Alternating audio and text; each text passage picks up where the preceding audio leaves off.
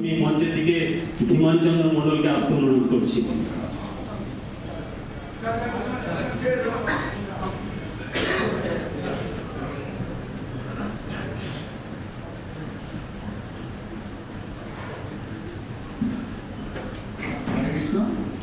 গোপালদা এবং যুবকরা এবং আমার সিনিয়র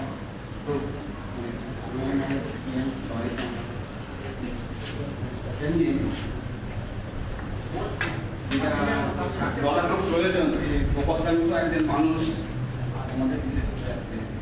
আমাদের এই ওয়ার্কারদের শুভ অশুভ বা যে কোনো ব্যাপার আমরা ওর কাছে চলে যেতাম। আমরা তো কোম্পানির নিয়মকানুন কিছু বুঝি না, যা বলতে গোপালদায় বলতো কোনটা কীভাবে মেডিকেল বিল কেমন পাবো না পাবো, কোথায় কীভাবে হাউস বিল্ডিং লোনে কী ব্যবস্থা করা যাবে, সবই গোপালদা নিজের হাতে করে দিত। শুধু কাগজগুলো নিয়ে এসে দিই, আমরা ডেকে নিচ্ছি। কিন্তু সেরকম একটা লোককে আজকে আমরা হারিয়ে ফেলছি। কিন্তু তবু আমরা আমাদের সদিচ্ছায় না, আমরা আন্তরিকভাবে চেয়েছি যে গোপালদা অবসর গ্রহণের পরও এই কাজগুলো যেন আমাদের সুচারুভাবে যদি সম্পন্ন হয়, তাই ওকে রেখে দেওয়ার জন্য অনুরোধ করেছি। গোপালদা ইচ্ছা প্রকাশ করেছে যে না আমরা থাকবো। গোপালদাকে আমি যতদিন থেকে দেখেছি কোনোদিন আমি দেখিনি যে কারোর প্রশ্ন রেগে কোনোদিন কথা বলেছে। কর্মে আমি দেখেছি একজন মেয়ে আমরা নাগাড়ে নিজের ওই লেখালেখির কাজগুলো করতো। আর কি কোথায় কি ফাইল আছে না আছে অরূপে বলতো অরূপ ব্যস্ত ওইখানে ওই জায়গাটা অরূপ ফাইলটা রাখা আছে, কারণ কারো কোনো ডকুমেন্ট মানে ওনার কাছ থেকে হারিয়ে যাওয়ার নয়, ঠিক ফাইলটা বের করে দিতে হবে যে কোন কাগজটা হারিয়ে গেছে না গেছে।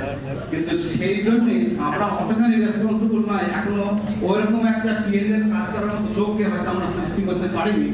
সেই জন্যই ওনাকে দেখে যাওয়ার জন্য আমাদের সেই অনুরোধটা উনি রেখেছেন। এটা আমাদের খুব ভালো লাগছে যে আমরা তো আর হয়তো সামনে কিছুদিন পরে আমরাও অবসর নেব, সেদিন হয়তো অনেক সমস্যার সম্মুখীন হবো। সেই সমস্যাগুলো গোপালদা নিশ্চয়ই সলিউশন করে দেবে। আর বিপদার কথা কি বলবো, বিপদা একদিন মনে একদিন আমি দুর্গাপুর এই রাজমাঝে আসার পর বিপদা একটা বিশাল দুঃখ পেয়েছিল। তা সেই দুঃখে ওনাকে আমি কান দিয়েছিলাম যেমন আমার আর কেউ রইল না। তা আমি সেদিন থেকে খুব মর্মাহত, সত্যি ব্যথাতুর মানুষ। কিন্তু উনি কর্মে ছিলেন একেবারে একাগ্রচিত্ত।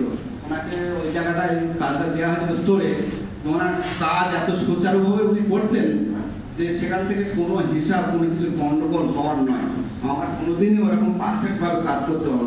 আমরা যদি কোনো সময় বলি যে বিপদা একটা পেন দেন তো, না তুই লিখিয়ে নিয়ে তারপরে দেবো। কোনোদিন কাউকে ফালতু কোনো রকম দুর্বলতা বলতে কিছু দিয়ে দেওয়া বা কোনো জিনিস হিসাবে গন্ডগোল হওয়া আমি কোনোদিনও দেখিনি। সেই জন্যই বিপদে আমার সবসময় ভালো লাগতো যে না একটা নিজস্ব একটা প্রিন্সিপালের উপর নিজেকে পরিচালিত করতেন। ওনার যারা হার্ট অ্যাটাক হয়েছিল, হার্ট অ্যাটাক হওয়ার পর ওনার অপারেশন হয়েছিল। অপারেশন করার পর জানিস মা, আমি এয়ারফোর্সের মাঠে এখন প্রতিদিন 4 কিলোমিটার করে হাঁটি, আমার কিছু হওয়ার নেই। ভবিষ্যৎ জীবনে বিপদে যেন ভালো থাকে। বিপদার যে জায়গাটা অনেক বেশি দুঃখ ছিল সেই জায়গাটা আমরা কোনোদিনও পূরণ করতে পারবো না।